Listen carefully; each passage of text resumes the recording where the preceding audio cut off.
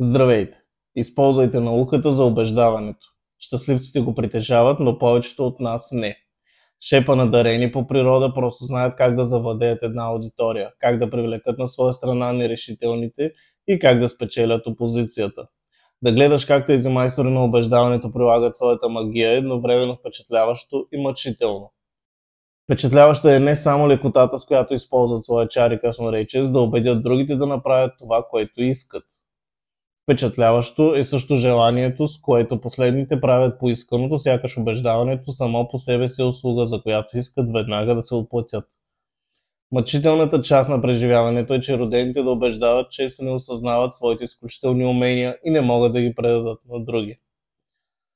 Начинът, по който общуваме с другите, е изкуство, а хората на изкуството поначало са много по-добри в правенето, отколкото в обясняването. Повечето от тях не могат да предложат кой знае каква помощ на онези, които не притежават особен чар и красноречие. И въпреки това трябва да се борят с основните предизвикателства на лидерството. Принцип на харесването. Хората харесват тези, които ги харесват.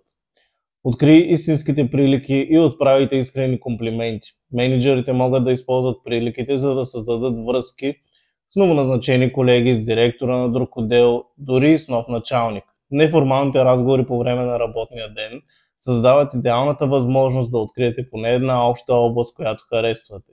Било то хоби, сериал, филм, храна. Важно е тази връзка да се създаде в самото начало, тъй като тя дава презумпция за благоразположение и доверие във всяка една последваща среща. Много по-лесно е да се изгради подкрепа за нов проект, когато хората, на които се опитвате да повлияете, са вече склонни да ви подкрепят. Комплиментите са другият сигурен генератор на харесването, едновременно очароват и разоръжават. Понякога комплиментите не трябва да се правят задължително или да бъдат заслужени.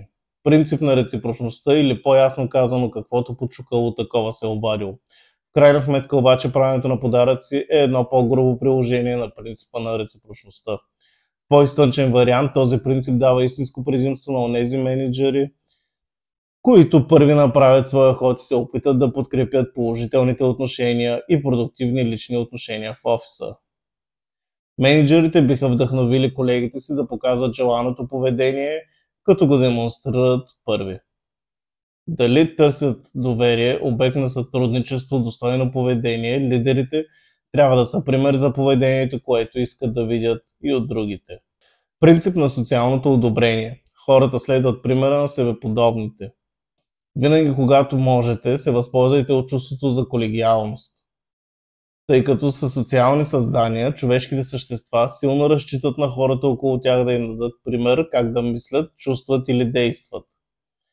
Усещаме го интуитивно, но тази интуиция също е била потвърдена от експерименти. Изводът на тези експерименти за мениджърите е, че убеждаването може да е изключително ефективно, когато идва от колеги на същото ниво. Науката поддържа тезата, която повечето професионалисти, работещи в продажбите, вече знаят. Препоръка на доволни клиенти работят най-добре, когато доволните клиенти и потенциалните клиенти са поставени пред едни и същи условия. Принцип на последователността. Хората спазват дадени обещания. Обещанията трябва да бъдат активни, публични и доброволни. Харесването е огромна сила, но работата на убеждаването включва много повече от това да накарате хората да изпитват топли чувства към вас, вашата идея или вашия продукт. Хората трябва не само да ви харесват, но и да се чувстват отдадени на това, което искате да направят. Услугата е един от осигурените начини да накарате някой да ви се чувства задължен. Друг сигурен начин е да направите обещанието като публично достояние. Принцип на авторитета. Хората вярват на експертите. Покажете, че сте експерт, не очаквайте да се подразбира. По-точно обяснение обаче би било, че в изобилстващия с проблеми съвременен живот, добре подбран експерт предлага целен и ефективен пряк път към доброто отношение. Някои въпроси, било то от правен, финансов, медицински или технологичен характер, наистина изискват толкова специализирани показания, че нямате избор, освен да разчитате на експерти. Принцип на оскъдността. Хората искат повече това, което могат да притежават малцина. Изтъкнете уникалните предимства и ексклузивната информация. Мениджърите могат да се научат от продавачите на дребно как да формулират предложенията си. Но от гледна точка на това какво ще спечелят, а от гледна точка на какво ще изгубят хората, които не предприемат действие последствие на информацията, която имат. Убеждаващата сила на ексклузивността може да бъде овладяна от всеки мениджър, който притежава информация, която не е широко достъпна и която подкрепя някаква идея, която би искал неговата организация да предложи или подкрепи.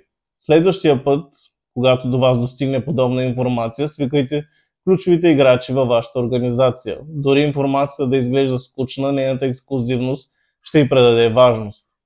Позволете ми да наблегна на следната забележка, която би трябвало да е очевидна. Никога не трябва да се предлага ексклузивна информация, да се приканва към действие или да се заплашва с пропусната възможност, ако тези възможности не са истински. Да се мамят колеги е не само противоречиво от етична гледна точка, но и глупаво. Нищо не може да изрази по-ефективен начин, че измамното или принудително използване на принципите на социалното влияние е морално грешно и практически глупаво. В същото време тези принципи, приложени внимателно, могат да насочат решенията в правилна посока. Истинската компетентност, истинските задължения, автентичните прилики, реалното социално одобрение, ексклузивните новини и свободните от натиск обещания могат да създадат варианти, които най-вероятно ще доведат до полза и за двете страни. Ако всеки подход, който работи за съвместната полза, е добър бизнес, е най-добрият вариант, който мога да ви предложа. Разбира се, не искам да ви насилвам да се съгласявате, но ако мислите така, ще ми е изключително приятно да напишете отдолу в коментарите какво мислите вие по въпроса. Благодаря ви. Ако вече сте се абонирали за канала ми, палец нагоре. Също така може да подпомогнете и развитието на канала ми с бутона Супер благодарности, намиращ се долу под видеото. Благодаря ви!